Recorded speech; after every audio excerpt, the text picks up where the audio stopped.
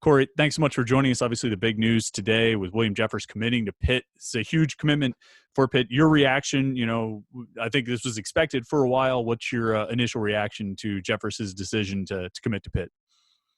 Yeah, just from a talent-based perspective, it's a ginormous pickup for Pitt and Jeff Capel. He spent so much time on this recruitment personally, I know of.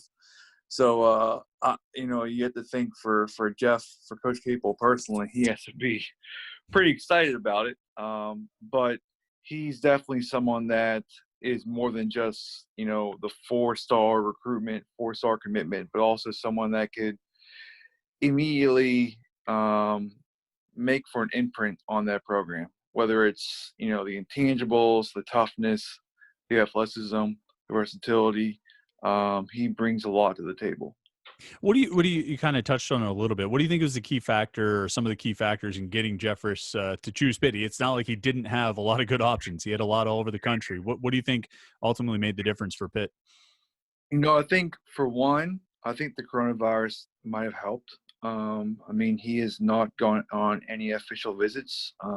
He was thinking about Stanford and Vanderbilt and Northwestern and Memphis and Baylor and whoever else, but he's not been to any other campus more than Pittsburgh. He's supposed to visit a lot of schools right now, but of course, because of the pandemic, it forced him to do a lot more Zoom phone calls. But I think it's about the relationship. Coach Capel is a big relationship person, and having someone who is an hour and 40 minutes north, or now going to be here in Pittsburgh with Will, Jeff made it apparent that he was his number one guy, regardless of whether it was reclassifying or not. William was his top target, and I think Jeffress understood that.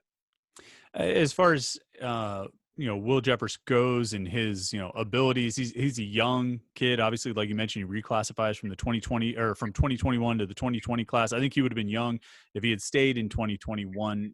Do you see him taking a little while to develop? Or I guess the best question is, how college ready do you think he is right now?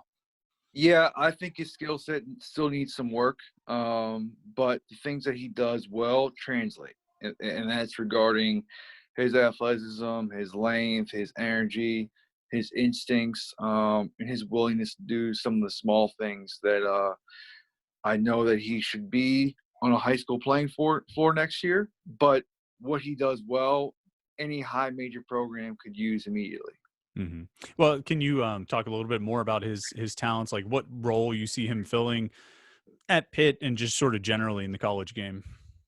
Yeah, it's funny. We go from talking about Pittsburgh having no big men to now having a front court full of versatile, rangy 3-4 types or big men down low in the blocks. But I think Will is someone that could give 8, 10, 12, 14 minutes per game next year. I'm not sure he'll be a third or fourth leading scorer for Pitt, but I think he'll be someone that could definitely come in and, in 3-4 minute increments, defend different spots, crash the boards, win a lot of the 50-50 balls.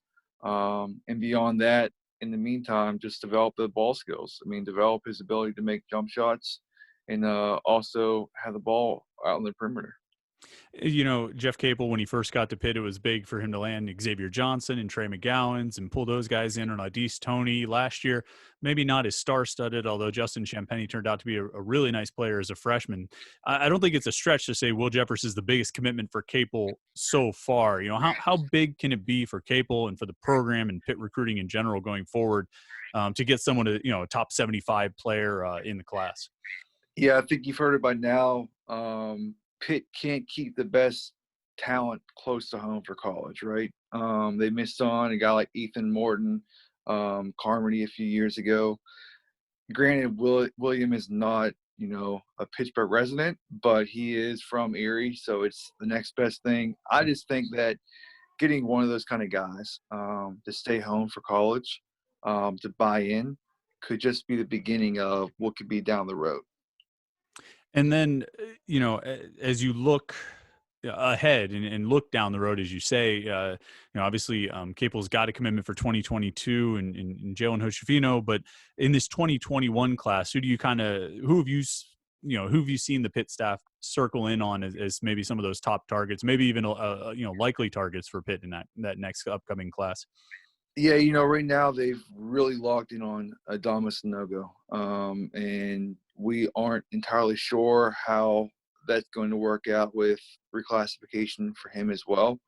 I think that he's going to push for a move to 2020, and that might not happen until later on in the summer.